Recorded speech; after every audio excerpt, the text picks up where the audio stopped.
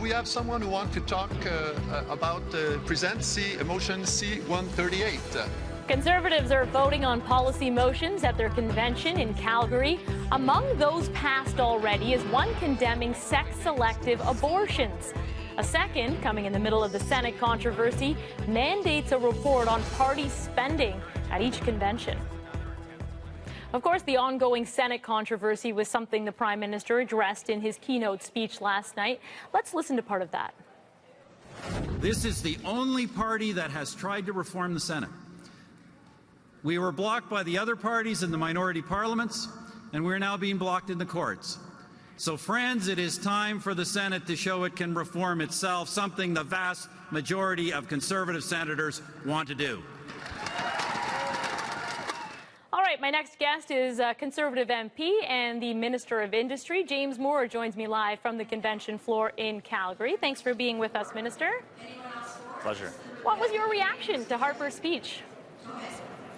Well, I think, party members are very satisfied. We're halfway through the majority mandate that Canadians entrusted us with. So the Prime Minister took the opportunity that he gets once every 2 years to talk to all Canadians through the lens of a National Conservative Convention, to talk about what we've done with our majority mandate that Canadians entrusted us with, and to point out the successes that we've had, and to look ahead for the coming 2 years, and to prioritize the things that we think Canadians want our government and their government to focus on. I'm sure you'd agree that a lot of Canadians wanted to hear how the Senate scandal would be addressed. What did you think of the way the Prime Minister addressed the Senate issue at the convention?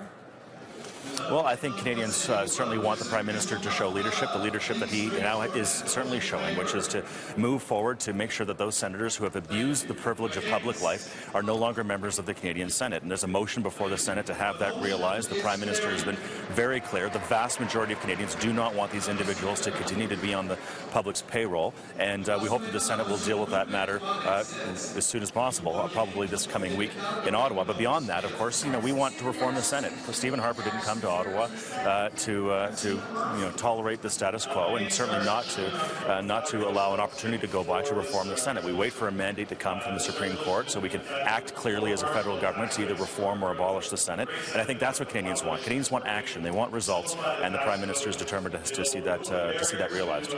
Minister, what do you say to those who feel that leadership means being responsible for the decisions that you've made? We didn't hear any sense of ownership or accountability for the fact that these are 3 senators that the Prime Minister actually appointed, and there was, no apology, no sense of, what some call leadership on that issue. Well, I don't agree. I think leadership means recognizing when people who were members of the Conservative team, when they've abused the privilege of public life, they should be removed. And the Prime Minister is showing leadership. He's saying that those people should no longer be members of the Senate. They should be held accountable, and they should be removed. Unfortunately, in Canada, senators aren't elected. Taxpayers would vote these 3 senators out tomorrow if they had the opportunity. They don't. So it's up to other senators to show the leadership that taxpayers are expecting them to, which is to remove them from office. And the Prime Minister is showing leadership and driving that message home that all senators should vote very clearly in the defense of taxpayers next week.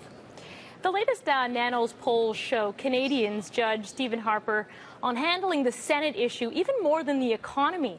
As well, 53% don't find his story on the issue credible.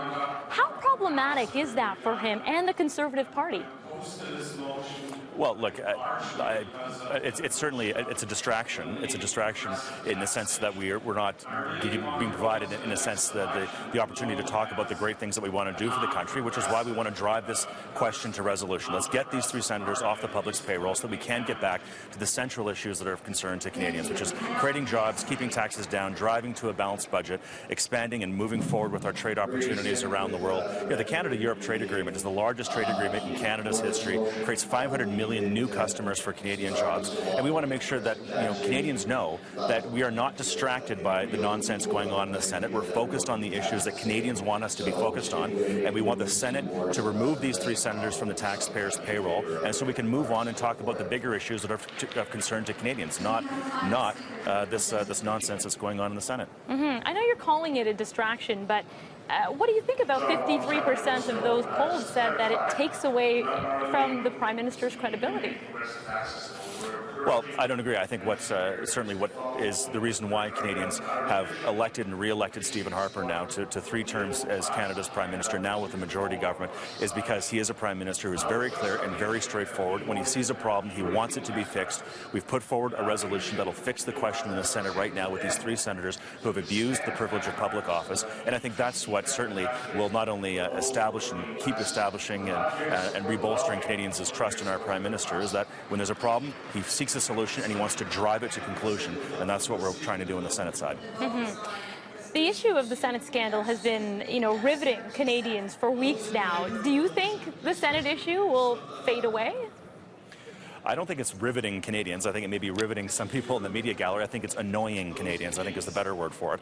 It's certainly, like, as I said, a distraction. It's annoying to Canadians that people can come into public life. Look, I'm a member of Parliament. If you're a member of the Parliament or a member of the Senate, it's a privilege to be in public life. And when people abuse that privilege and they act as though they're entitled to be senators and that they shouldn't be held accountable for their irresponsible behavior, I think that's incredibly aggravating to everyday Canadians, and they want it addressed. And there's a resolution before the Senate to address these 3 specific individuals, and we hope that that resolution is passed so that Canadians know very clearly that a problem has been addressed and people have been held accountable. I would agree that I think Canadians do find it annoying, but I think part of what they find annoying is they don't know whose story to believe here.